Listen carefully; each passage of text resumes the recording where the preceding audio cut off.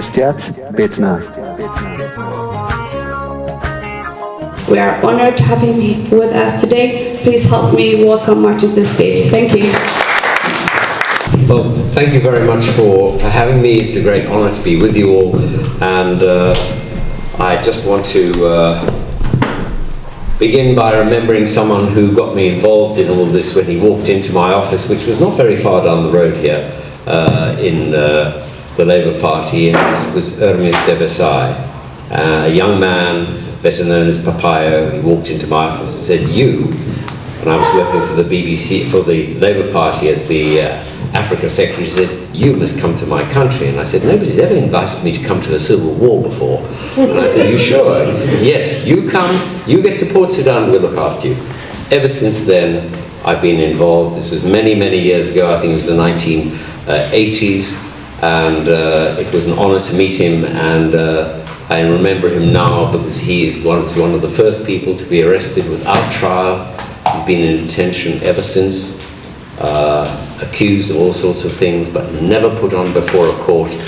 And if you're not put up before a court, you are an innocent person. So, I mean, it's an absolute tragedy that he's been treated this way. Anyway, I want to really only tackle two elements here. We've heard about transnational repression, what it's done to individuals. What I want to do is look at two specific issues. The first I'd like to look at is, what does the British government know about this? What evidence has it had that it did or didn't act upon?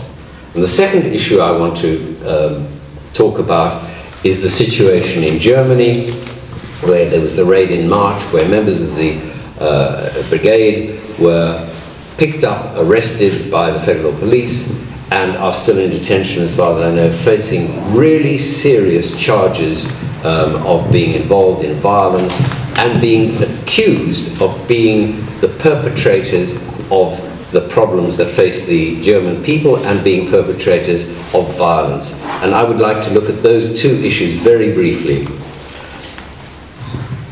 I need my spectacles. I am getting older.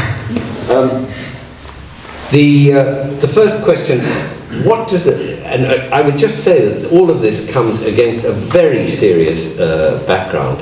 Two events have happened. The first is that President Trump has now agreed to deport people from America to Libya. Imagine refugees being sent to Libya, where we know for a fact that they are not only tortured, but are actually bought and sold as slaves. Today, we have evidence, first-hand evidence. That is the first thing that's happening. The second one is the situation of the brigade people who are in Germany, which I think is so serious. I mean, to hold people under those charges, facing them, when I think the evidence is a real problem.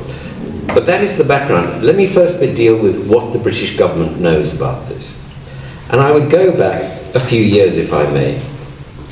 In 2011, the UN Security Council passed Resolution 2023. It came at the background of the Eritrean support for Al-Shabaab, financially and militarily. And one of the ways that the resolution attempted to deal with this was by tackling the 2% tax, which is imposed on all members of the diaspora. And the Council discussed the issue at the Security Council and passed this resolution 2023. You're welcome to go and have a look at it. It says, the Council condemns Eritrea's use of the diaspora tax on the Eritrean diaspora to destabilize the Horn of Africa region and to violate the sanctions regime, including by procuring arms and related materials for transfer to armed groups, and decided that Eritrea shall cease these practices. It further decided that Eritrea shall stop using extortion, threats of violence, fraud and other illicit means to collect taxes outside of Eritrea from its nationals or other individuals of Eritrean descent. That resolution was in 2011, and it was passed. Mark Lyle Grant, who is the UN ambassador from Britain to the UN, spoke in favor of it. So it was passed. And when it was passed, there was then an exchange in Parliament, in our Parliament, just down the road. 24th February 2014. Lord Alf Dubs, who is a wonderful supporter of human rights, asked, and Baroness Hayter of Kentish Town, both asked questions of the government, what are you going to do to implement this? And Baroness Wasi, speaking on behalf of the government, got up and said the following: the UK supports the UN Security Council Resolution 2023, which condemns Eritrea's use of the diaspora tax and called on Eritrea to cease using illicit means to collect the tax. She then went on to say, on the 8th of November 2013, officials from the Foreign Office, the National Crime Agency and West Yorkshire Police met members of the Eritrean diaspora to discuss the diaspora tax. At this meeting, Eritreans were urged to report any use of coercion and other illicit means to collect the tax from the police. We will continue to engage with the diaspora on this issue. Now, bearing this in mind, Eritreans in London, including Salam, went and organised to collect the evidence. We got an Eritrean to go into the embassy and to ask how he could get papers which he needed to live here. And he was told explicitly that he had to pay the 2% tax, and it was all laid out for him, forms were given, it was there. There was no doubt about this whatsoever. It was recorded, we had him mic'd up, and there was a video recording. We had it all on tape. So with the evidence, we thought, well, we've been asked by the minister to take this to the police. And that's exactly what we did. I was with them, and we went to the police station, and we explained what they did, and we handed this in. And it was a slightly farcical situation, since the policeman hadn't the faintest idea what we were talking about. I mean, why should he? He's used to people being drunk or being beaten up or, assaulted. He's not used to people coming in saying, we have been asked to pay money. Well, not me, but, that Eritreans have been asked. But we said, all we want to do is to hand over the evidence to you as we have been asked. We presented him with the transcript of Hansard, the recording of Parliament, printed recording, and we said, this is what we want you to do. We want you to take this to the appropriate authorities. And we gave a letter to the station commander. We described all of this. And what was so sad was that this happened in 2013. We gave him all the evidence, and I'm afraid the result was zero. I mean, absolutely nothing. We got finally, 2 years later, we got a response which said, at this time I'm satisfied, this from a senior police commander, the inspector of the North Sector. He said that no criminal offences have taken place under English law, despite being asked to give the evidence to the government in Parliament. It says, the UN resolution is an instrument of international law. It imposes obligations on countries, not individuals. We went to the embassy. The embassy represents the country. Only if the country concerned translates it into local law does it become locally enforceable. In other words, if Britain had taken the resolution, brought a law before Parliament which made it illegal, then it would have been law and could be enforceable. Signing it in the UN Security Council, voting in favour of it, was not enough. So in fact, the advice that we had been given, or that I had been given, that Lord Dubs and Baroness Hayter had been given in Parliament, was entirely inaccurate. It was wrong. Giving them evidence did absolutely nothing. So there was a complete disjuncture between what people who got up and said in Parliament that should happen, and voted in the UN Security Council, and they have known officially and have had the evidence. Let's assume they knew nothing about it until then, which I don't believe. But even assuming that they knew nothing about it then, for more than a decade they have had the evidence, they have known what it was. They knew what the pressure was that the community was facing. So I don't think that the government has a leg to stand on if they now turn around and say, well, goodness me, this is a surprise. I just think it's not plausible. The other thing I wanted to relate to was the security authorities in Germany, what they have done, and the 17 defendants who have been accused of being founding or being members of a domestic terrorist organization. And I mean, obviously, I have no idea what evidence the German authorities have. I think that it is, from what I have known of the brigade, it seems to me pretty unlikely. But, you know, they must bring forward the evidence if they really want to act on it. As of now, I would say these people must be presumed innocent, and they must be given every assistance in fighting their cases. And the only thing I would say to the German authorities, and I actually happen to be a German citizen as well, the only thing I would say to the German authorities is this. If you look at the people who are now in Brigade Nahamadu, they are doing two things. One, they are organizing in the diaspora.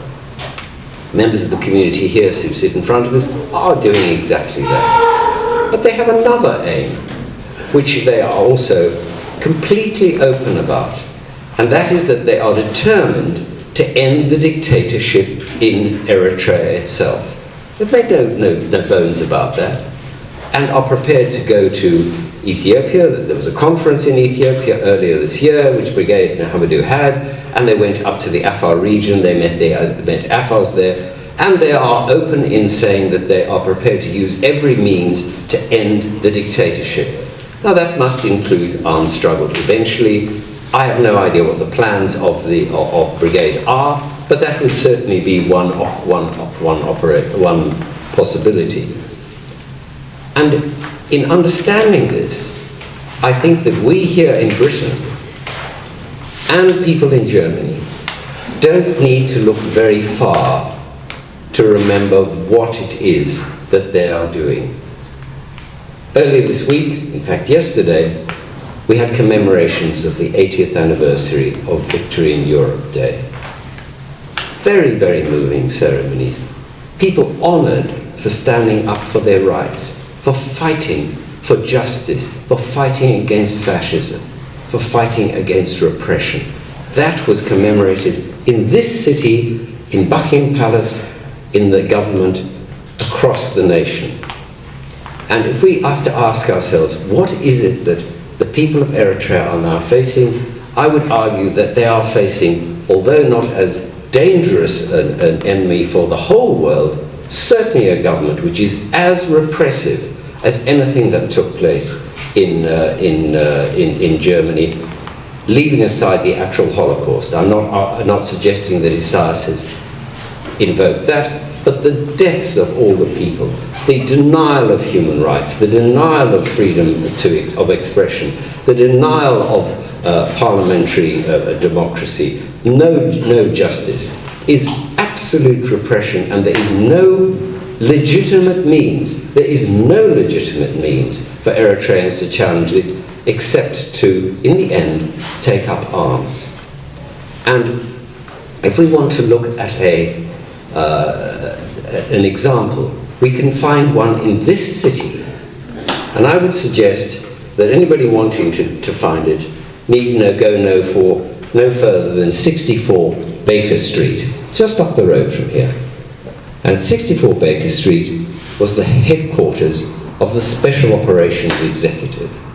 The SOE trained, armed, and sent operatives into Germany, into France, into the whole of Europe to fight for freedom. There's the famous phrase which Churchill used, that he launched them to set Europe alight. He didn't make any bones about what he was doing. You only need to think of somebody like Walter Freud, was the grandson of the psychologist Sigmund Freud. He fled to England to avoid Nazi persecution at the start of the Second World War, and after the fall of France in 1940, he was briefly interned and sent to Australia. He returned to England in August 1941 and joined the British Army and was recruited to SOA in 1943. In spring 1945, he was parachuted into Austria with a mission to encourage anti-Nazi resistance, commit acts of sabotage, and to establish a British presence before the Russian advance into the area. There was an error during the parachute drop. He was separated from his comrades, the supplies and communication equipment. After weeks alone in the mountains, he managed to bluff his way into the strategically important Zeltweg airfield, and posing as a representative of the advancing British Army, he convinced the commander to surrender to Allied forces. It was quite a story. He was one of 3,000 people who the British government trained, armed, and sent into Europe to fight. So Britain knows what happens when you have a dictatorship. They didn't just send an army, they armed, trained, and sent people to go into a country to fight for their rights. And I would argue that while in Europe, where there are democracies, of course Brigade Nahamadu must act within the law and must be held accountable for any violence that is perpetrated by its members or itself, if that happens.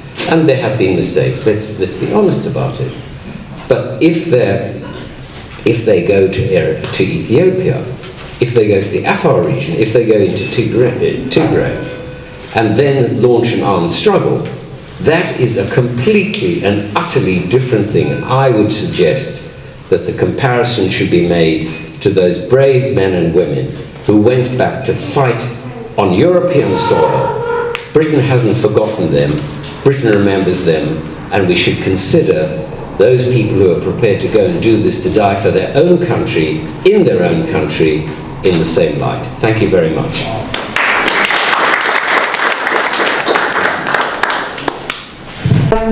Amazing. So our next speaker will be Dr. Salam Kidane.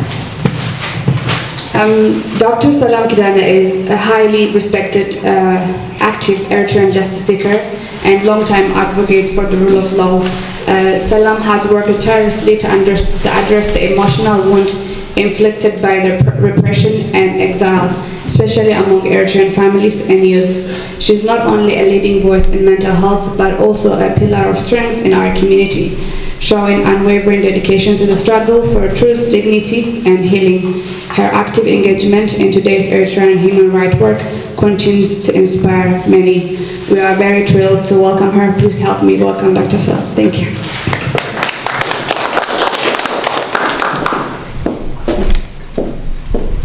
Do I need the mic or am I? Yes. I can use my teacher's voice. Thank you, Mary, and thank you for that amazing welcome, everyone. And I'm blue, very blue, so that should give me credit. Today, I will present my, I don't want to call it research yet, my observations and reflections not only on the growing academic interest in transnational repression, but also on my personal and our collective interest and our collective experiences, the psychological toll it takes on our communities. The presentation should be titled Fragmented Unity, Political Contestation, Identity Struggle, and the Psychological Impact in the Eritrean Diaspora. As I said, what I'm sharing with you today is based on my readings and also observations from what has been going on, mainly what has been going on in our online discussions, and also what has been written and reported about the activities of Brigade Nahamadu. But it's also based on, and I'm glad to have heard the first-hand testimonies of Ayatollah and Diakon, which resonates very deeply. I too no longer go to an Eritrean church because of a very similar, in a very different denomination. So it shows the pervasiveness, the pervasive nature of what's going on. But I will explore. I'll explore using specifically the cultural festivals that have, that have been the grounds for a lot of the activism that we have seen in recent years. So the Eritrean diaspora was once a model of solidarity. Those of us who grew up in the 1980s, the festivals specifically were our pride. I mean, I grew up in Addis in Ethiopia, so we had very grainy VHS videos that made their ways, and the Bologna Festival was the highlight of Eritrean solidarity and unity. The unity was, was purposed around Eritrea's independence, Eritrea's nationhood. So it was a very special and a very important thing. And so it's very disheartening to see that what the festivals have come to represent in my lifetime. For this discussion, I have used I have used different lenses just to show us that this is not okay. Martin has placed it historically, which is a good thing, but just to show us that we do know about what's going on. It's in a different frame, but we do understand it's not something strange that is happening to the Eritrean community. We have known about this for so long.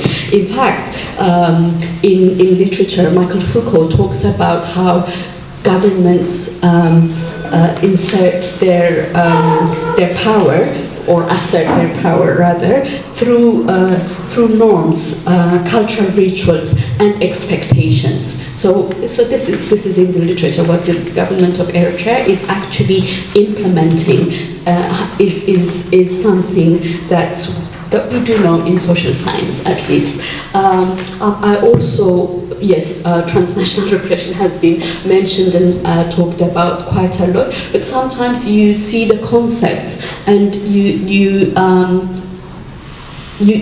wonder how it applies, but it does apply when you look at it. All you need to do is translate it using the examples of the community that is used. And finally, I use, so in addition to governmentability, which Foucault used to show that rituals and festivals and expectations and norms are also a way that a government asserts its power. Transnational repression we have mentioned a lot of times already. And then thirdly, I also use Brubaker's notion that tells us that diaspora communities by nature are always contested. Particularly there's contested identity. And again, this is being exploited and explored and has become facilitating of the division and the fragmentation that is taking place.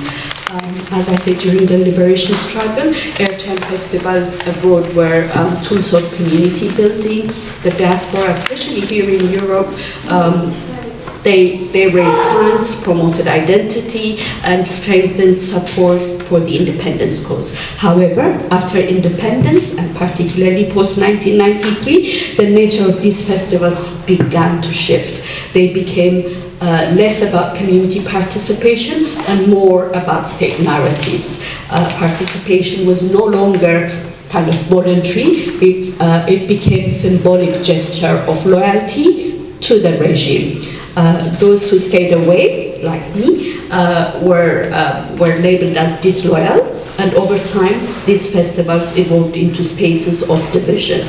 For many of us today, particularly for the many young people that have been highlighted, for many young people today, these gatherings these gatherings are associated with not celebrations, but tension, fear, and protest, of course. The Eritrean regime maintains its grip through mechanisms that are both visible and invisible. Visibly, we've got the 2% diaspora tax that Martin was talking about. This forces people to choose between connection, economic connection in this case, and moral disobedience. Basically, you're no longer able to say, I don't pay the 2% tax because I have a moral objection to what's going on in Eritrea, because by that moral disobedience you're labeled as disloyal. And then, of course, you're barred from consular services that you might need. Many of us haven't got the right to go back. Okay, that's the right to send a corpse. If somebody passes away in my family, they will be barred because of my refusal to pay. So body repatriation becomes impossible. If my parents want to bequeath me with something when they pass away, I can't inherit that because I refuse to pay the 2% tax. So that's how insidious it has become, and it's one of the most visible ways of the repression that we suffer. However, surveillance is also very real. The embassy and consulates monitor community activities, as we have seen, churches, community centers, and many other places are monitored. And we have, in recent months, we have seen a couple of people, at least one from here, from London, that have been arrested as a result of surveillance that has taken place here when they went to visit family. So the surveillance is covered because they plant people, but the impact has been not as covered. Perhaps the most devastating of all is the coercion by proxy, which is the people abroad known for their activism and protest. It has got an impact, or at least a threat of an impact for many of us, on the family left behind, on the family back home. So this creates a paralyzing effect of fear. It leads to psychological paralysis, guilt, and internalized repression. And we're not free even here. So you make choices, and the impact is felt, as we've already seen, in churches, in mosques, in community gatherings, in WhatsApp groups, everywhere that Eritreans are. Despite this climate of fear, resistance has emerged, most visibly through diaspora protests and festivals. From Gießen to Toronto to Tel Aviv, young Eritreans have mobilized. Many of them are recent refugees. However, this activism comes at a cost. Many of these individuals already carry trauma, fleeing indefinite national service, imprisonment for many of them, and also for significant proportion, they have also participated in wars. So protesting even peacefully can trigger, and often does trigger, their trauma. And when violence erupts, like it has in many occasions, the trauma is compounded. For many, resistance is both a necessity and also a cause of further psychological pain. So that is the bit that we all see, the visible bit that we all see, has got an undercurrent that goes for generations, but also across many spheres. So there's a lot that goes on beneath that we need to be aware of, if we are to ever address this with the seriousness that it should. The Eritrean diaspora is not monolithic, so the older generation often, apart from a few like Ayataspa and others that have come out to protest against this regime, the older generation often sees the government as the custodian of the hard-won result of the long struggle. The new refugees, however, see the regime as their oppressor.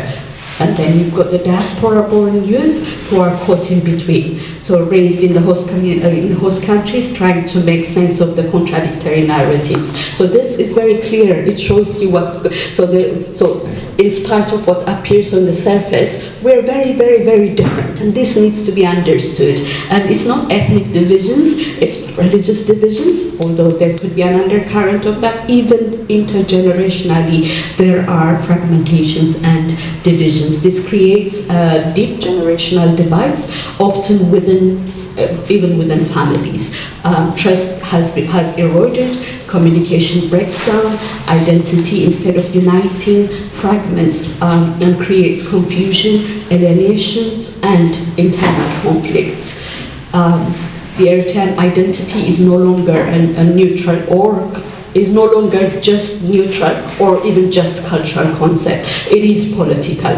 Participation in festivals, for instance, paying the taxes, even the use of a flag, which flag you use, all of these have become markers of loyalty or resistance. But there is a growing movement. There's a growing movement among diaspora youth to reclaim Eritrean identity beyond the state control. They are using their own art, their own music, social media, and protest to assert the Eritrean identity rooted in justice and injustice, community, and memory, not fear. So this represents as the movement, the Blue Revolution, Brigade Nahamadu, and all of that, as uncomfortable as society seems to be with it, it represents a move, a gradual move away from what the state has defined for us. It's very revolutionary. It's a move away from authoritarianism. For many, this is not just political, it's, as Mary was saying earlier on, it's very deeply personal. It's about healing, it's about our own healing, and I think it got lost in, a little bit lost in translation what Diakon was saying about the very act of testifying is healing. It heals from trauma. Being heard, being taken seriously, being understood is a very healing process. So this process, the process of protesting, the process of being part of a movement, the process of using resistance symbols is deeply personal and very healing. And it's also about defining an Eritrea that is resisting authoritarianism. One of the costs, shall I say, one of the ways that the regime tries to curb on this is through ethnic scapegoating. By ethnic scapegoating, I mean whenever someone protests or is seen as disloyal by the regime exploits a long-standing rift with Tigrayans, political, historical, cultural, and dissenters are labeled Tigrayans, even when they're not. The use of an accent, a region, even a family name is used to question someone's loyalty, and this creates suspicion within the communities and weakens collective organizing.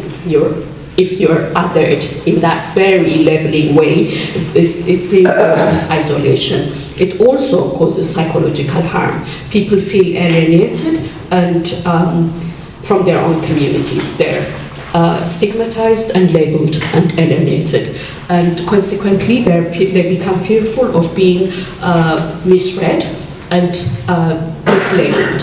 This fear turns turns every interaction into a potential danger and reinforces the psychological fragmentation in diaspora. So the fear of being called Wayane, Tigrayan, Agama, and so on and so forth. You know, the those whispers that we hear that we've all been labeled with, it labels you, right? There are many social events that I'm not invited to. I don't care. Okay, so the psychological impact is quite insidious and very visible to us. What we are witnessing is not just a political crisis, it's a mental health crisis. The people living with chronic fear, guilt, disconnection, and Sometimes they avoid, most of the time actually, they avoid public gatherings. Some people silence themselves. They live with daily anxiety that any wrong move could endanger them, could endanger their families back home, could endanger their prospects.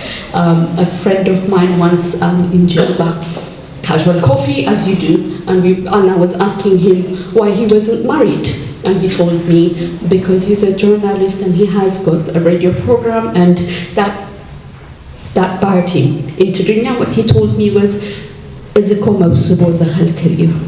right? He wasn't given the permission to marry his fiancée, basically, right? That's the kind of governmentability that I'm talking about. That's the kind of insidious transnational repression that I'm talking about.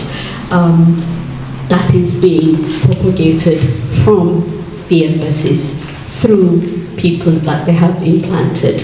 So the intergenerational mistrust adds another layer where younger generations see the younger generations not only do they stop seeing each other as allies, but threats in legacy and legitimacy. So they see each other as threats. So people who should be supporting each other are seeing each other as threats. So you can see the fragmentations widening. This is the psychological price of the repression that we're facing as a community, and it definitely extends beyond Eritrea's borders. However, despite this heavy toll, young Eritreans are building digital communities, organizing protests, and challenging old narratives. They are reclaiming the old Eritrean flag, not as a state symbol, but as a cultural sign of resistance. They're creating spaces of belonging and show of situations of belonging outside the control of the state. And this is very important, to be Eritrean and not aligned to the regime, to be not a regime loyalist, and being an Eritrean is a very powerful thing. And this is, as I said earlier on, and as Diakon said earlier on, this is a very healing experience. It restores agency to the community, it builds solidarity, and it offers a glimpse of what a post-regime or post-traumatic diaspora might look like. One that resists not just oppression, but also despair and impossibilities. For host communities, inevitably, it has been presenting significant challenges. When violence breaks out in Eritrean festivals, for instance, it often is misunderstood as ethnic conflicts or two groups two equal groups in the diaspora fighting, but it's not. These are political acts. These are political acts, and they are. The protests, our protests, are against repression.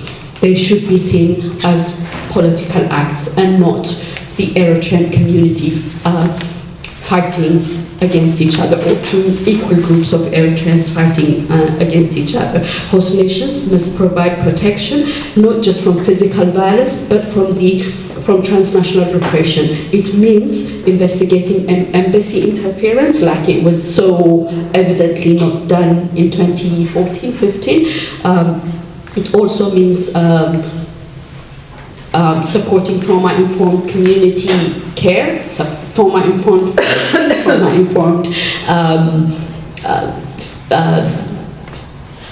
commissioning of services, and so on and so forth, and listening to the voices of the dismissed and labeled disruptive people. So if the movement is just labeled disruptive, it will be dismissed, and these very voices will be missed.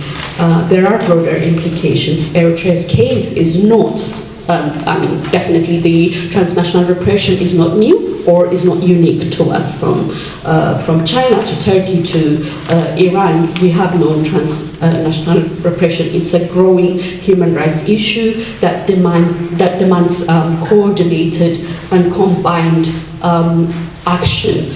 It's about refugee protection, it's about legal reforms in our host communities, host countries, and it's also about identifying and supporting diaspora-led activism. We must treat our diasporas not just as fractured threats, but as as frontline communities in the global fight for freedom, as Martin was saying. So, what should we do? I'll just mention a few recommendations and then conclude. Firstly, the legal frameworks need to be looked at and strengthened, and I'm glad that more and more people are thinking about that. Talking about the inquiry is one element here, and hopefully it will lead into ways or avenues for protecting our diaspora community from surveillance, from coercion, and from state interference. Secondly, the actual focus on healing and building spaces where different diaspora cohorts can come together and see each other and understand and get reacquainted to each other. So we need to be supported to develop these community centers, and I think that's what Diaspora was talking about. Community centers, diaspora community centers, refugee community centers need to be freed from the interference of the regime. Thirdly, the youth that are arriving have to be recognized for their efforts in reclaiming identity that resists authoritarian narratives. They are heroes.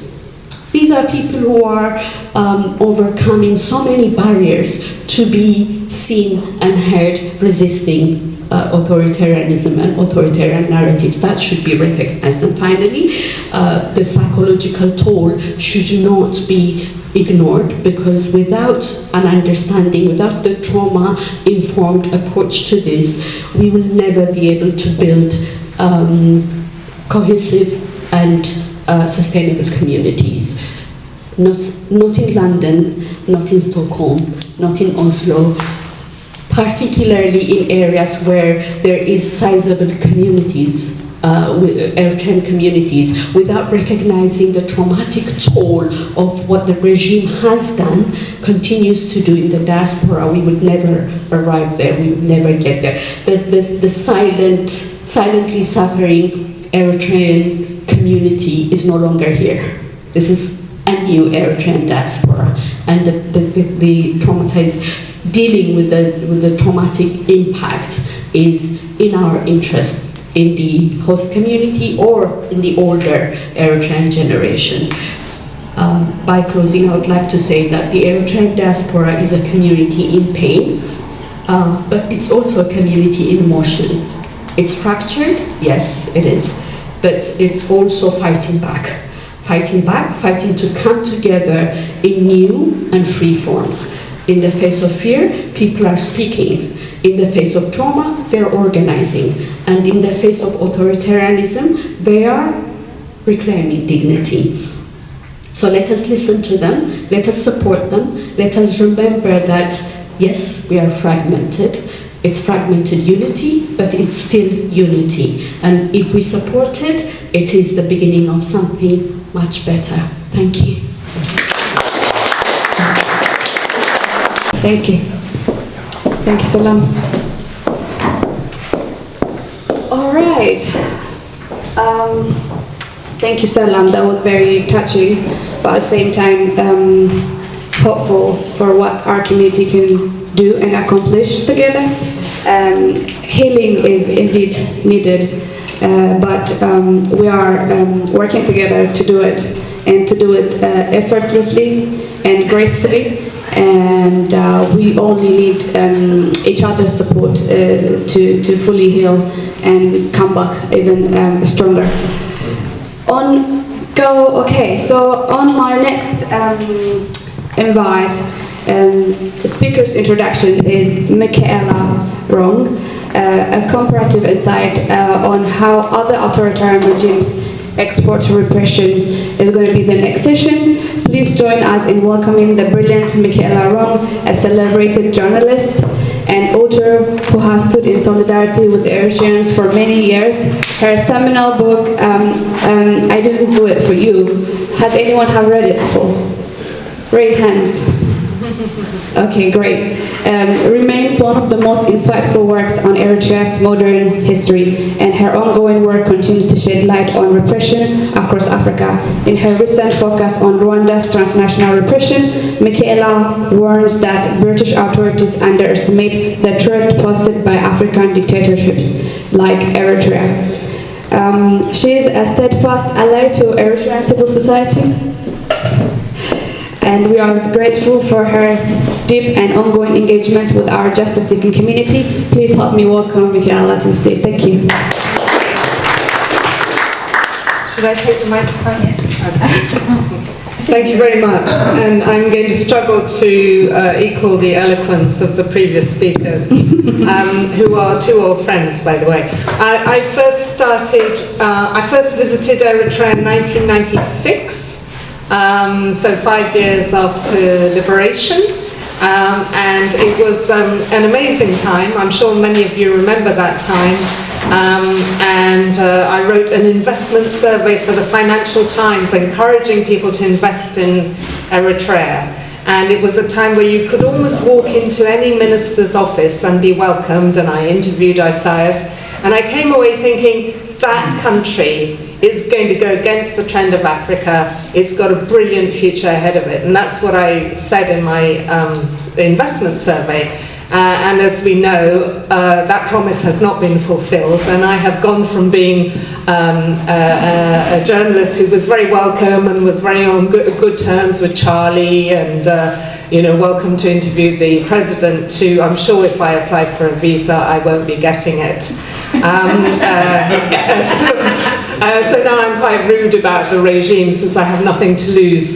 And I have written 2 books. One is I Didn't Do It For You, sorry, I get my books mixed up sometimes, which is now 20 years old. You can easily buy it on Amazon. I also wrote a novel which was about the arbitration dispute, the border arbitration dispute, because I became very close at one stage to the lawyers, many of whom were young women, American women, who were working for the Eritrean government. And I also met the lawyers working for the Ethiopian government on that case. And I became very intrigued by how the border was being decided, and how the demarcation, where the border lay, was being agreed. Of course, as we know, that finding was then ignored. So it was a very bittersweet experience, I think, the arbitration experience, and the novel tries to convey that without going into the details. So I invented the names of the places, but if you know Eritrea, you will quickly realize it's a book about Eritrea, and it's called Borderlines. So I wanted to say that more recently I've been writing about Rwanda, and testifying about Rwanda in front of the British Foreign Affairs Committee, because my last book was about Rwanda.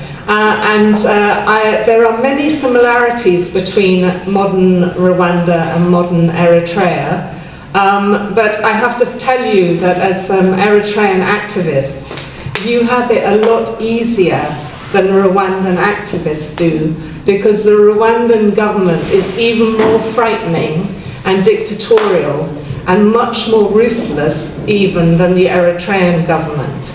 And that may not be something that you're willing to believe, but it is true. The start of my book on Rwanda, which has the title Do Not Disturb, it begins with the strangling in a hotel room in South Africa of the former head of external intelligence of Rwanda, a man called Patrick Karegeya, who had fallen out with his old friend Paul Kagame, the president of Rwanda, and had set up an opposition party. He fled the country, like many of the people close, who used to be closest to Paul Kagame. He fled the country. He denounced his own government. He denounced Kagame as a dictator, set up an opposition group, and for that he was followed into exile, monitored, tracked, and eventually assassinated in a hotel room in South Africa. And he's not the only person who has been assassinated abroad. There have been other assassinations and many more failed assassinations, but attempted assassinations. And here in the UK in 2011, the Metropolitan Police went around London delivering Osman letters, Osman warnings, which are warnings in which you are told your life is in danger from your own government. You need to take steps to protect yourself. They're called Osman warnings, and they are an official notification by the British government that you are in danger from your own government. And that was done with 4 exiled activists living in the UK in 2011. The Rwandan government is ruthless about the way it chases people down. And not surprisingly, people in the Rwandan community are very frightened. They don't feel they are safe here. And you've talked about the way in which the community, the Eritrean community, is divided according to generational, on generational lines, but also, on other lines. That is even more true of the Rwandan diaspora, which is divided between members of the Hutu community and the Tutsi community, but also people who used to be in government and have turned against it, and people who still support the government. And so the embassy, just like the Eritrean embassy does with the community here, the embassy monitors the diaspora community, the Rwandan diaspora community. When there are talks staged, they always make sure there's someone from the embassy in the audience. Often they will prevent those talks taking place because they will contact the venue, the people who control the venue, the academic institution, or the people who own the hall, and they will say to them, you do realize that you are hosting a genocide denier. So that is the accusation that is launched against anyone who dares to criticize Paul Kagame, that they are told this person denies the existence of the Rwandan genocide.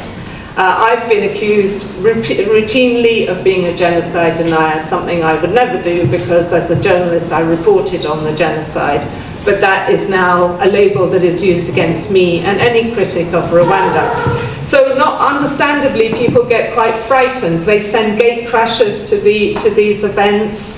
And then what you see also is on Twitter and other social media campaigns, you see an absolute onslaught, a blitz, a tsunami, a flood of abusive tweets, which supposedly come from ordinary Rwandan citizens. But if you look at the accounts, you'll see that they are only followed by 3 people, 0 people, 5 people, and the account was only just set up and it doesn't have a real name and it doesn't have a real photograph. So these are Rwandan intelligence operatives, Rwandan policemen, who are following people in the diaspora and abusing them, calling them genocide deniers, calling them genocidalists, calling them racists, and threatening them and making death threats and just smearing and harassing them.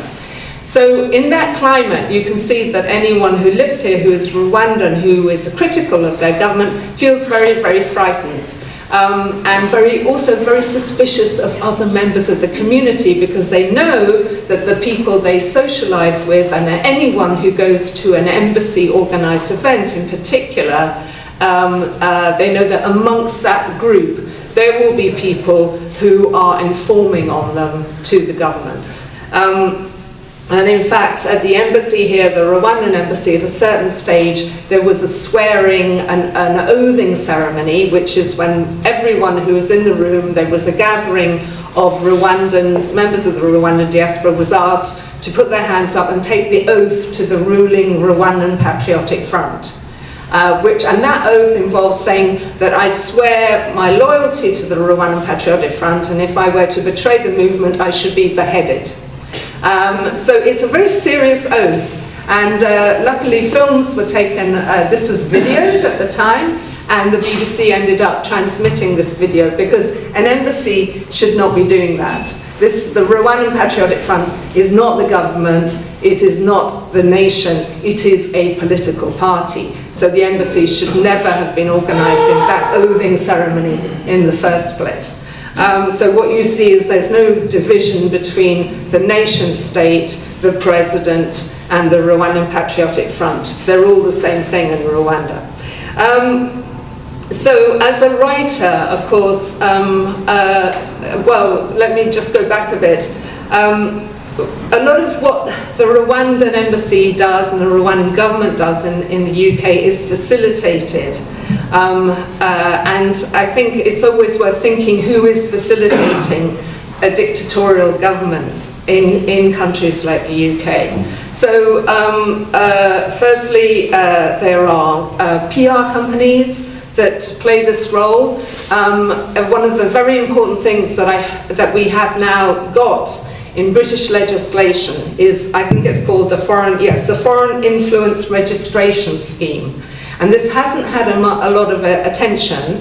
It is the equivalent in Britain of something called FARA, Foreign Agents Registration Act, in the US. And the Foreign Agents Registration Act, it has now been disbanded by Trump. It has, it no longer exists, surprise, surprise.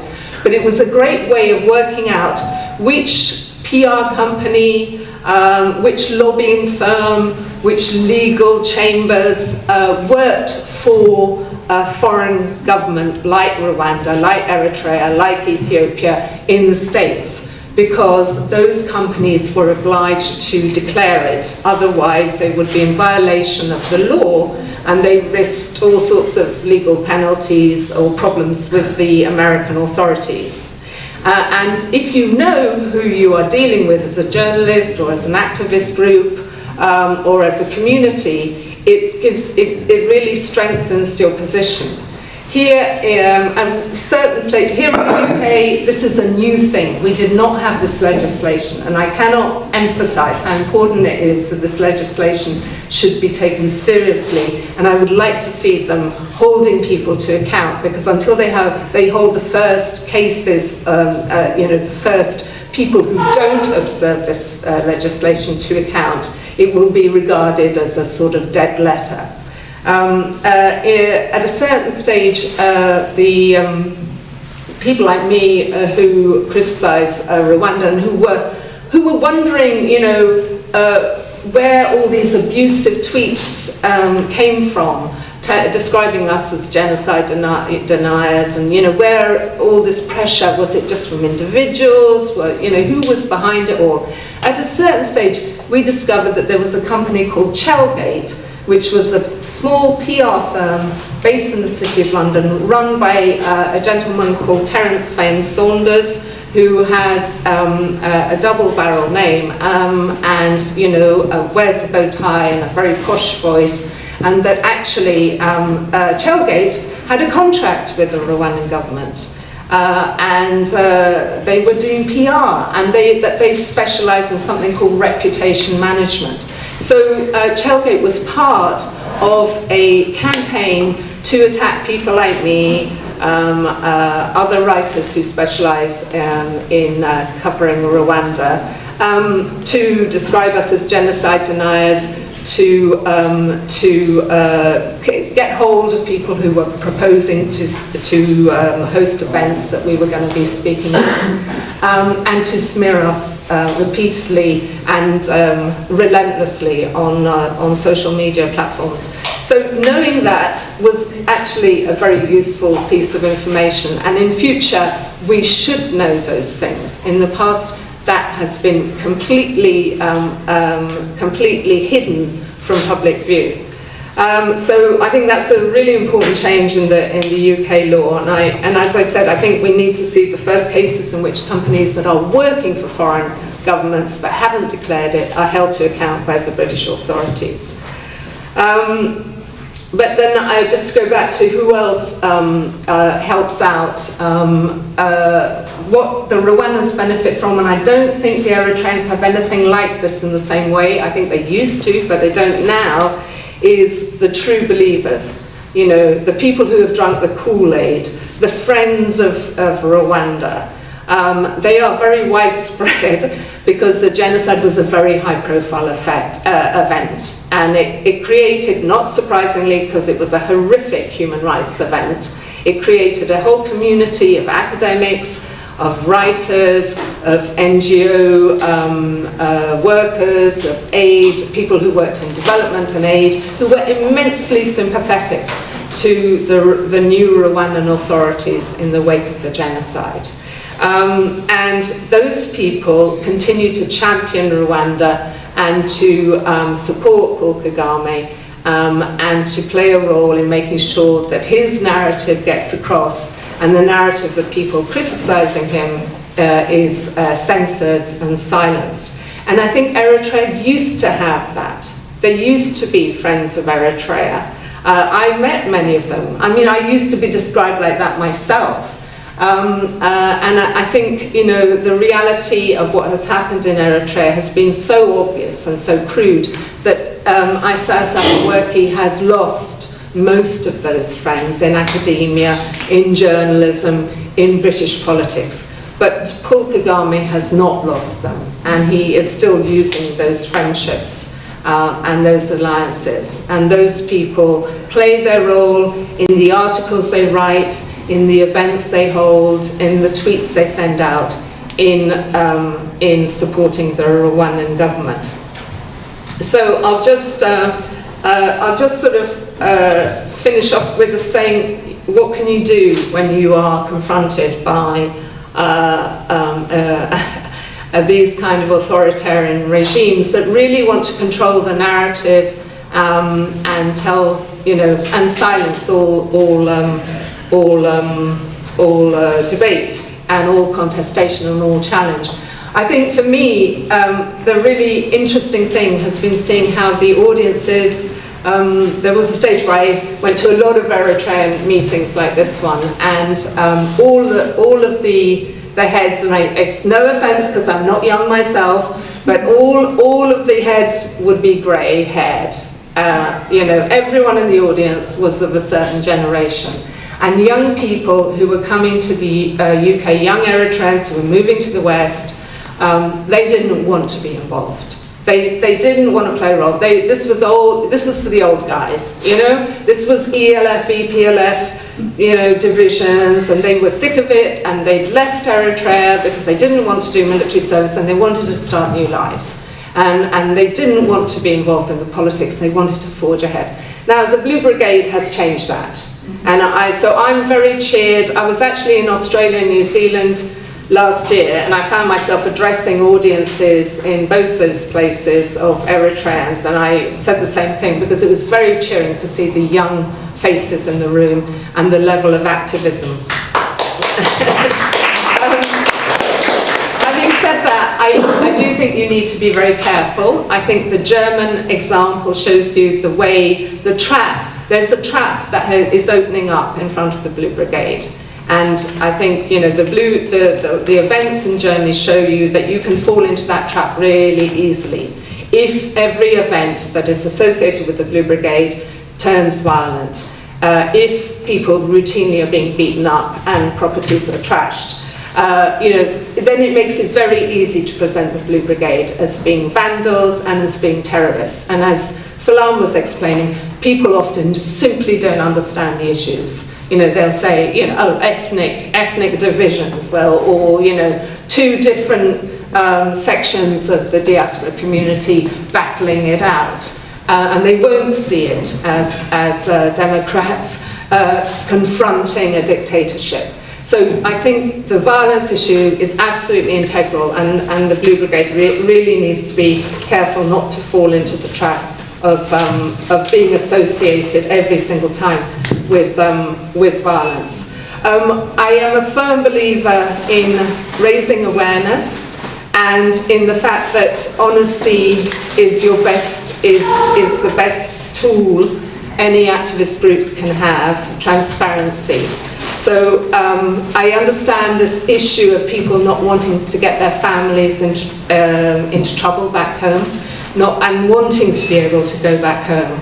But what I have seen with the Rwandan community is that there are a group of Rwandans who just stand up and speak very openly now and very publicly because they have nothing left to lose.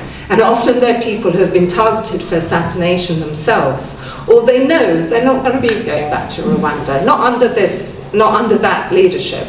And so they have taken that on board and they speak very freely now. And in doing that, they are helping all of their, members of their community back home.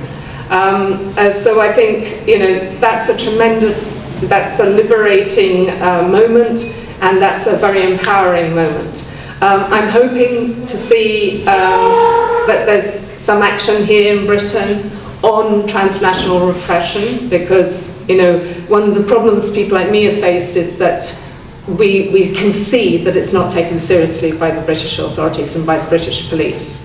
When I go and speak in Europe, I have been told, because I have addressed events or I've tried to address events which then cancelled on me because they had people going around from the Rwandan embassy saying, if you stage this event, we will break it up. You'll regret it. There have been direct threats made to me in to people staging events or proposing to stage events, including me in South Africa, in Belgium, and in Paris. And in some of those European locations, the security services have got hold of me and said, if you ever come through here again, feel free, just let us know. And then when I go and talk now, I can see a policeman at the back of the room and another one across the street.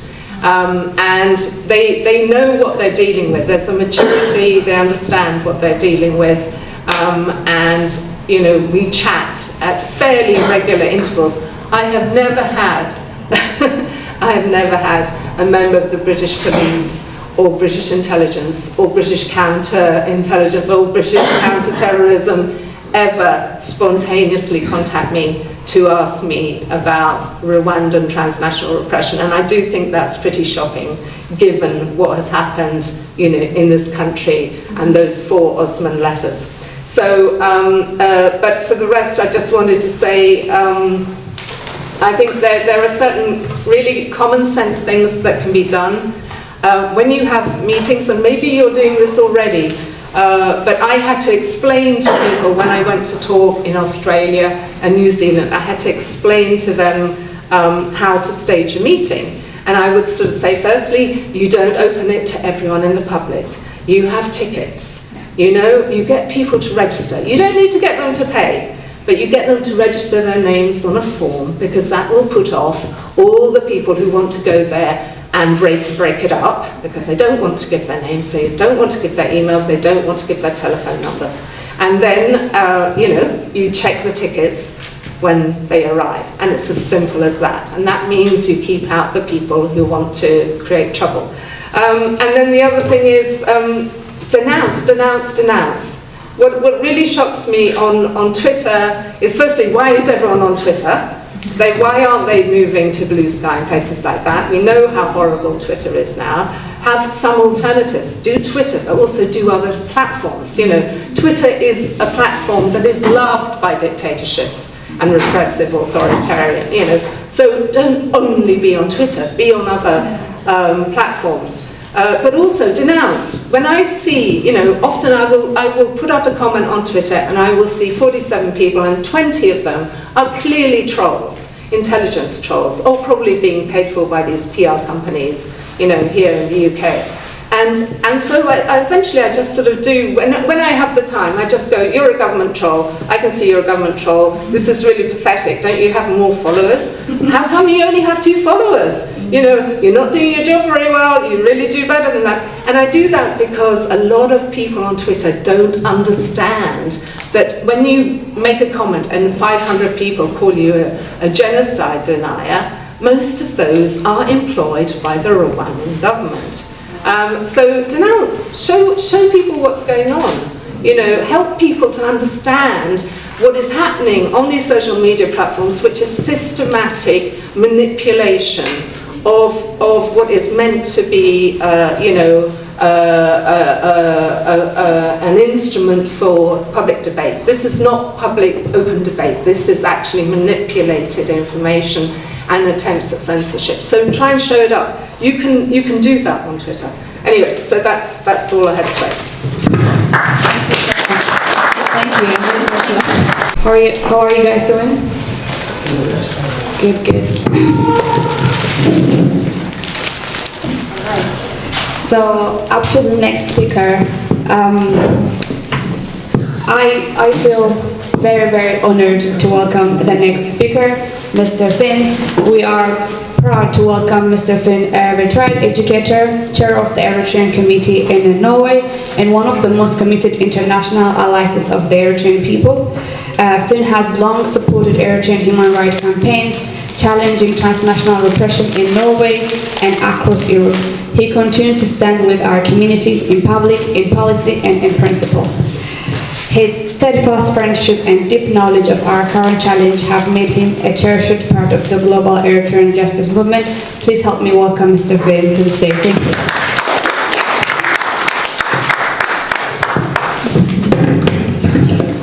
Thank you very much. Actually, I'm not a politician. I'm an old teacher. The last 14 years, and that was 10 years ago, I ended up my job as a teacher, and I've been active in Norway. When being a teacher, I met Musi, and he was also a teacher, trained in Norway, from Eritrea, and together we started up the Eritrea Committee. We worked with the politicians in Stavanger, one of the biggest cities in Norway, the most beautiful city on earth. But we come no way. So 5 years of working there was in vain. Then we found out we had to go to Oslo, where the elite is, where the Storting and the government is. Then things started to happen. So, like Martin, I want to have 2 main subjects. Telling about first of all, telling a little about how we have worked in Norway, but then focus on I think that the most important form of transnational repression today is happening through these organizations, associations and churches. And the second point is that the authorities in these countries, in the parliament and the government in UK and Norway, has a great responsibility for this case. They have to make new laws so the police can follow the new laws and stop these things happening. So that is the 2 points. But first, a little back to the situation, how we worked in Norway.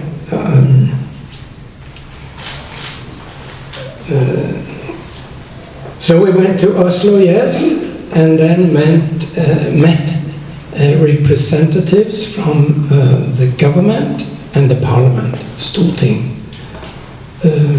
over 5 years. And then we had those 2 reports ordered by the government of Norway. The first was press and control. I think that was in 20. And then we had a transnational repression report coming in 23. And then we have a very good political, same, the neighbor party to Åsa's party, the Venstre, the left, or the liberals. Is that a new party coming up in England? Well, his name was Ola Elvestuen, and he proposed for the government, for the parliament to discuss this case, and it was discussed, and his suggestion, his proposal went through, surprisingly, ordering the government to stop transnational repression of Eritreans and all other groups that was oppressed in Norway. And especially after that happened, especially after the Blue Brigade had this big fight in one other city in Norway, Bergen. You know, you have done a great job with all the press information we have got, and that happened also in Norway, so everybody knows about this fight. All Bergen city was closed down, and helicopters, a lot of police. And so I think that it was the main driver for this proposal to go through. Well, our government has had this order from the parliament on its table for 1 year. Stop transnational repression, find action plan, or find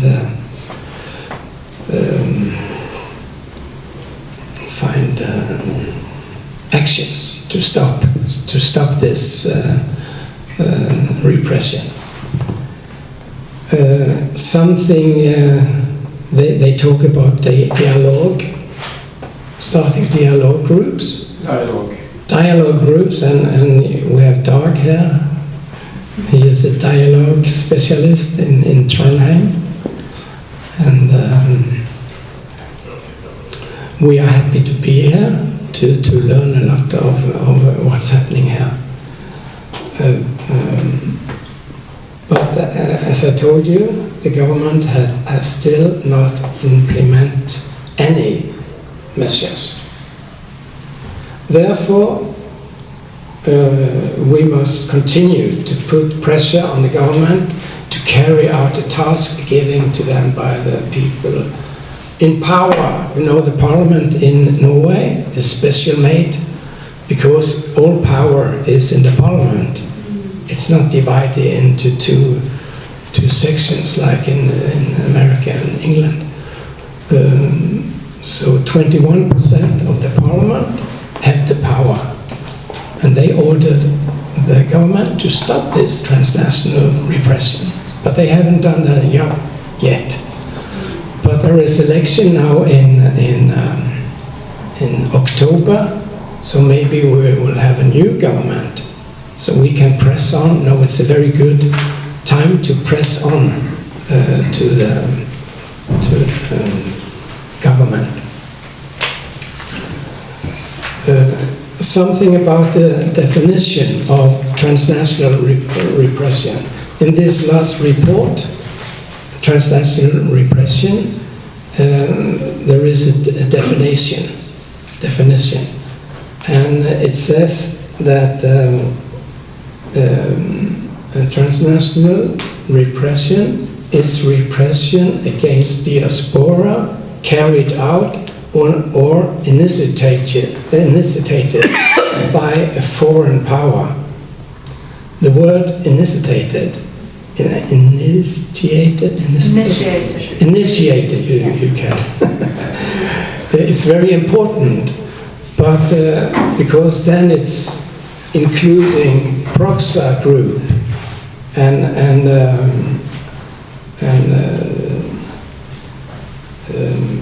we can say that the transnational repression is repression against the Eritrea diaspora, ordered by President Afwerki, but carried out here in England by his cadres or assistants or whatever you call them, by using regime-loyal organizations. And that is very important for me to stress.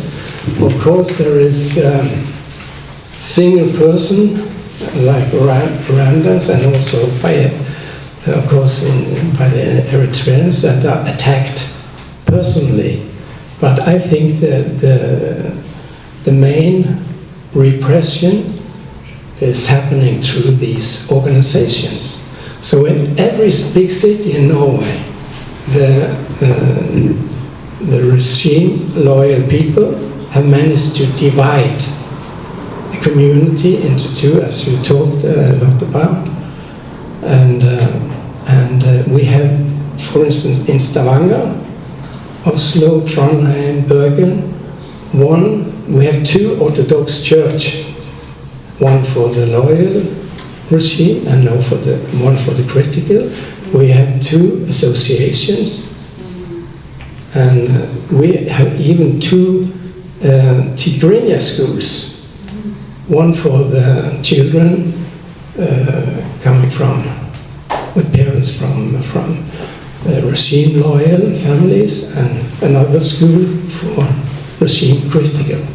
And I think I just had a look on the congregation on the Orthodox Church in London, and it was very quick to find out that two of them are very close to the regime. One, I don't know, but it looks like that was free from the regime. And I think that's important for you to find out. What are they doing? How are they associated? You know, in England, as in Norway, they do a lot of good things in these associations, social, sports and things like that. But if you go further down, you find out that this is actually, they are working for the regime. So they cheat. They don't talk true all the time. Therefore,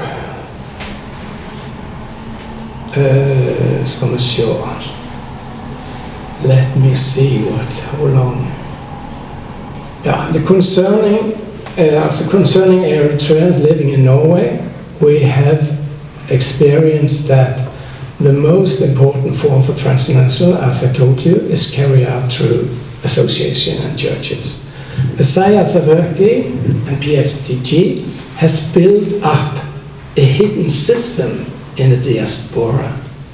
It's come from Eritrea. It is built on leaders of regime-loyal association and churches. On behalf of the dictator, they carried out the most important form for transnational repression.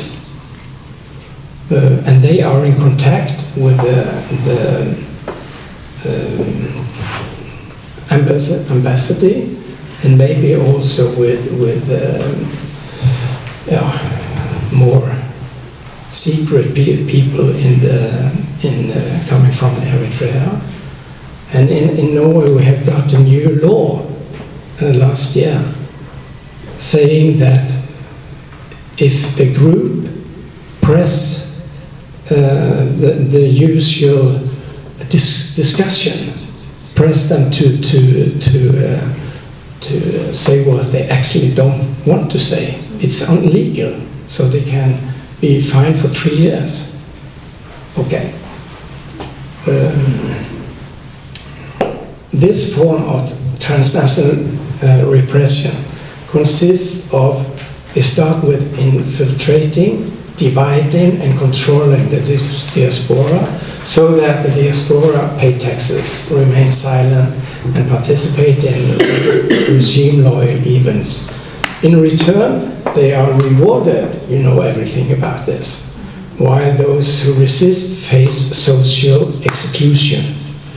You know, one of, you told it in the beginning here, and I have a similar story. When my friend Lucy was on television as the first protesters of the regime, national television, he was slaughtered, what do you say? Covered in a way, but they didn't cover his voice. So the next day, his children were thrown out of the game. And they have since never played with Eritrean children in Norway. And that has a very impact on their lives. They have had very difficult lives. And I think that's because this division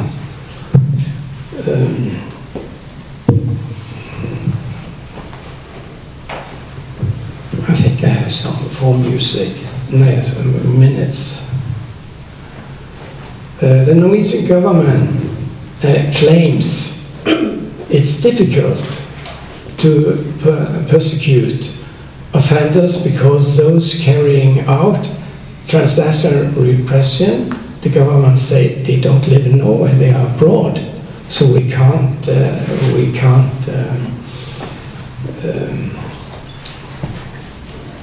catch them. But we, as I told you, transnational repression is in these big organizations, associations, churches. So they are in our countries, they are in Norway, and they have a double agenda, or they hide what they actually are doing.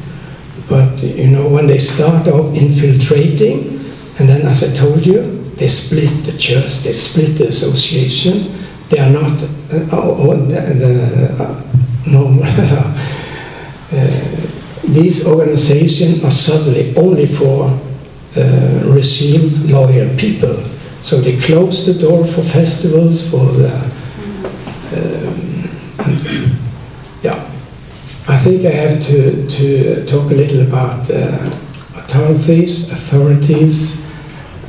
our responsibility,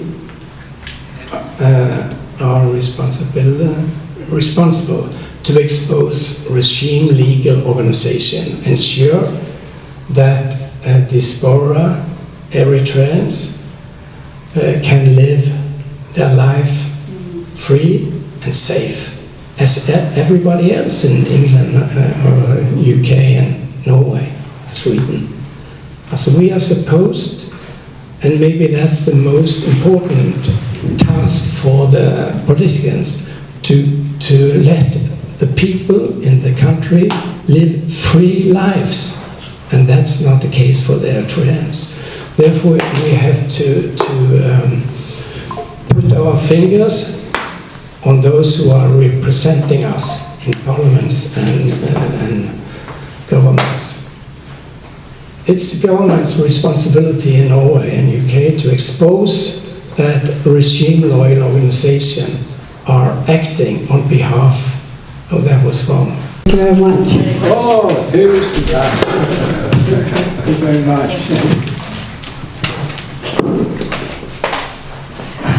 Amazing. Thank you so much, Fen.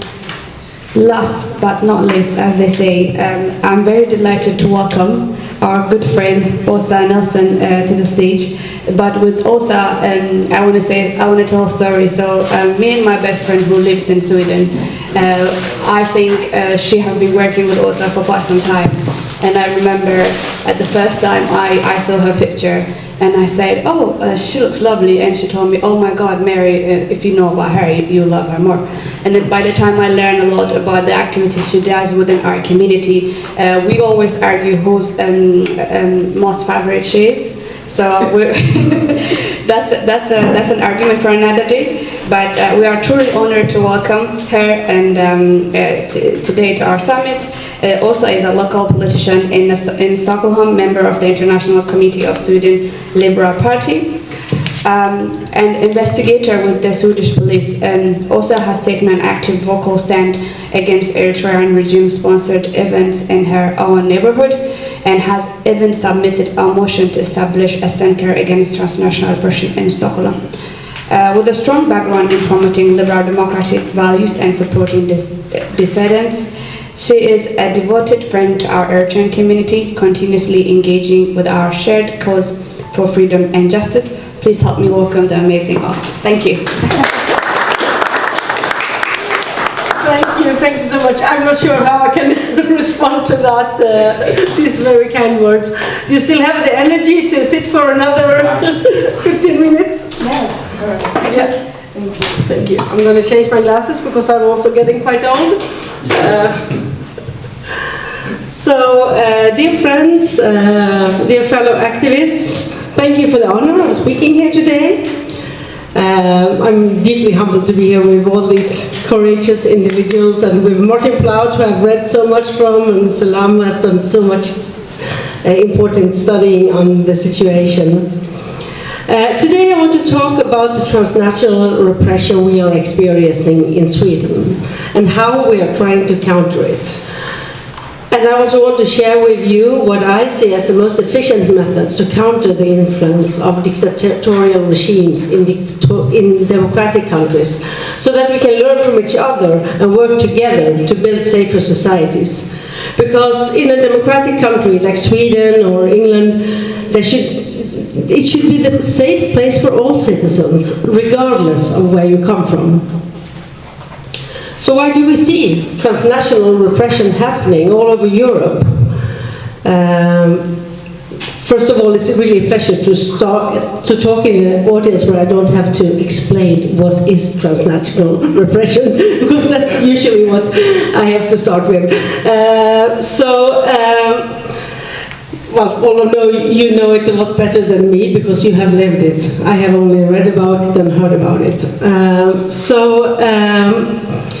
I will not tell you what transnational repression is, but it has actually received a growing attention in recent years. I think that's a good start. Now we see Freedom House, Amnesty, Human Rights Watch, they're all writing reports on transnational repression. And that's great, because that's the first step to bring it up on the political agenda. Oh, yeah, I jumped around in my speech here. But we should know that even though it's getting more and more interest these days, it's not a new phenomenon. This happened also during the Second World War, which Martin Plaut was referring to. At that time, the Nazi Germany would send their spies to Sweden to control what Germans living in Sweden did. The same way that Isaias Afewerki is now sending his spies to Sweden to control what the Eritrean diaspora does. And the Eritreans living in Sweden knows this. This has happened for decades already. And for me, it is clear why this is happening. In my past, I used to work a lot with supporting civil society in dictatorial regimes. And I see it when an authoritarian regime starts cracking down on you. It's because they know that you are making a difference. They are afraid of the free voices in exiles, because these voices can make them weaker at home. They fear the strong oppositional voices, and that's why they're trying to silence you, because you're important and because you can make a difference. I think we need to remember this. So what does it look like in Sweden? I think maybe the situation in Sweden is worse than here, but I'm not 100% sure. But from my local perspective, I live in the Järva district of Stockholm. It's about 100,000 inhabitants in the northwest of Stockholm. And only over the past year, last summer, a young guy was stabbed in a barbershop with a scissors.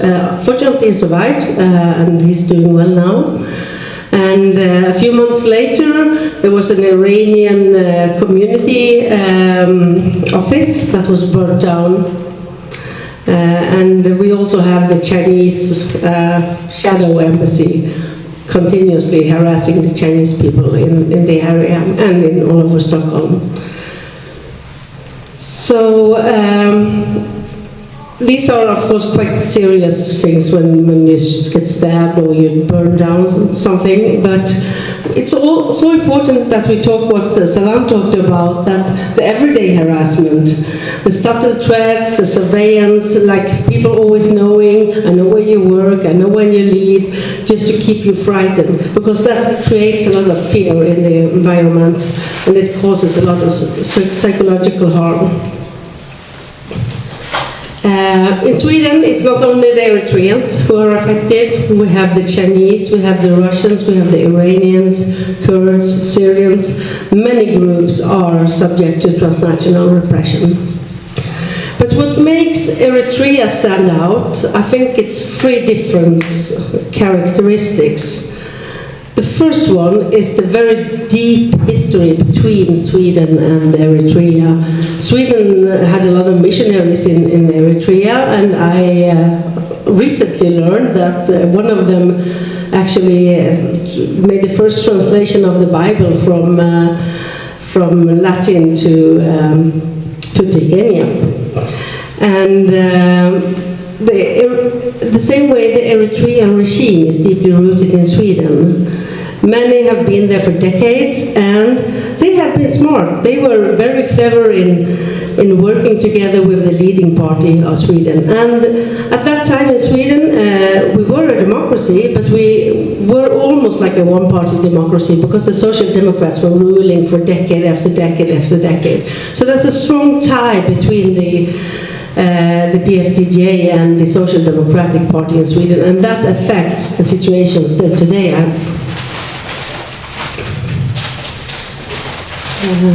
And the second trait is the strong and organized network that many people here talked about.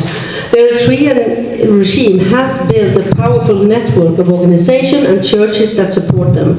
And these organizations and churches are the tools of the regime. They are the method they use to do their transnational repression. They control this diaspora, they collect the money, they spread the propaganda. And propaganda is the third and last point I wanted to point out, that the Eritrean transnational repression is very public. It's a lot of flag waving, a lot of marches, and this we don't see in other communities so much. So every summer there's a huge festival in the north of Stockholm, drawing thousands of people from all over Europe. And we all know it's not a fun festival. It's not a cultural festival. Not only, I mean, it also has those parts. There are some good rides for the kids, and there's some singing, but there's also the propaganda.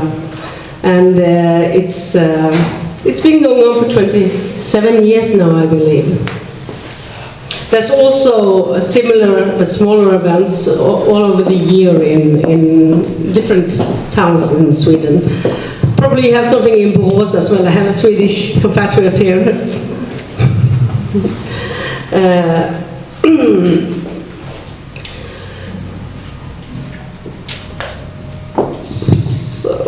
So what can we do? What can we do to bring the transnational repression to the political agenda? Even if human rights organizations now are talking more and more about it, we still need to do more, because people, and especially decision makers in Europe, need to understand what is happening. and understand what many diaspora groups are going through and how it affects their lives and their freedoms. And only with this knowledge they will be interested in making a change. Even in my own party, the Liberals of Sweden, it's a party based on democracy and fighting against dictatorships, but still I have to explain this thing over and over because politicians are busy. They are busy with everything, with crimes, with having good schools, and with the environment. There's many challenges out there, so it's difficult to get your topic on the agenda. So one main thing actually is to get involved in the political parties, because it's great that you have the Blue Revolution, you're working together, you're bringing up the issue, but as long as you're just talking to people who already know about the situation, you will not make such a big difference. So my number one tip would be to join a political party and make your voice heard there. That can make a change. So what are we doing? I think if you read the Freedom House report, they say Sweden is a good example of a country who have noted the transnational repression. I don't really agree, because we do have a good view now of what the Iranians and the Russians do, but it's all the time seen as transnational repression is seen as like a national security issue, not as an issue of protecting the rights and freedoms of people who live in Sweden. And we need to change that view a bit.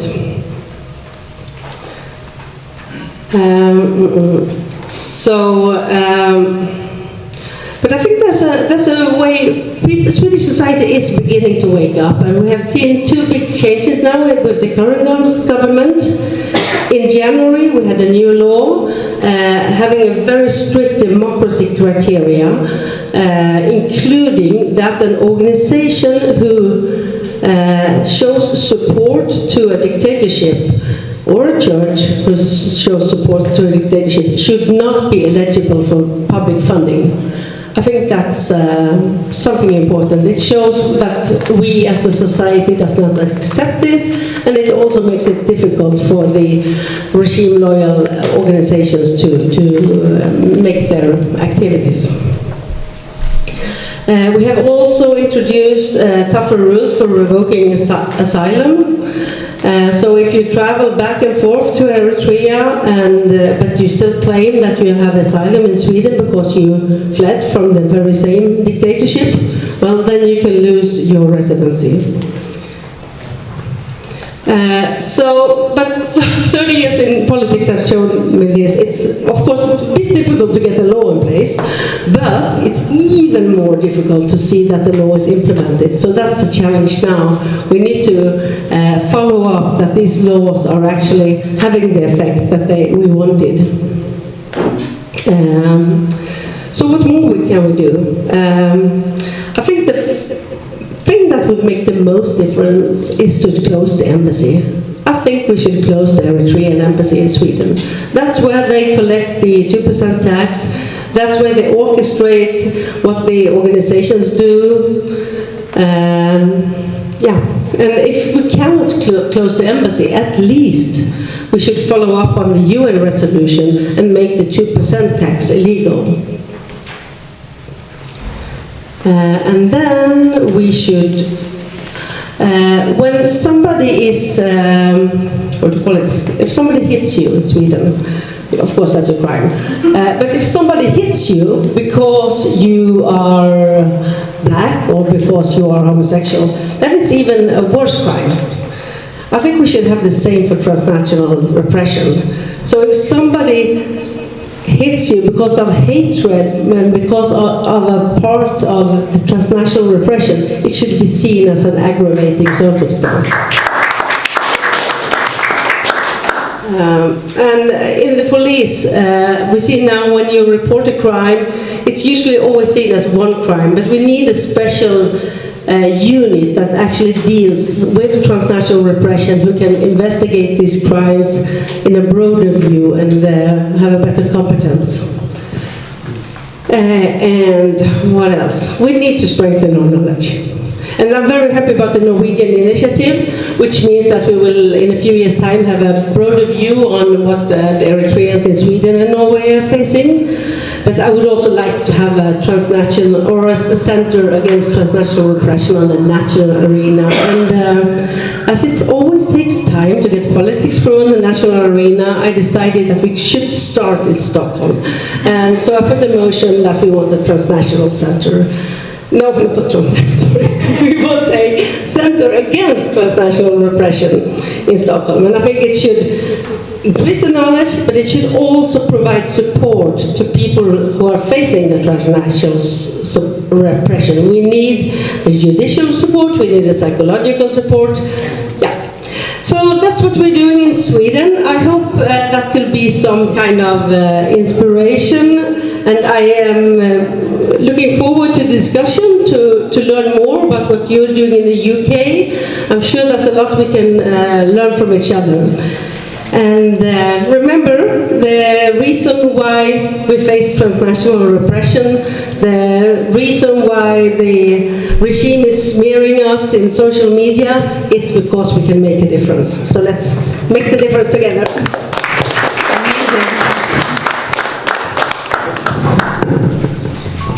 Thank you so much, Elsa.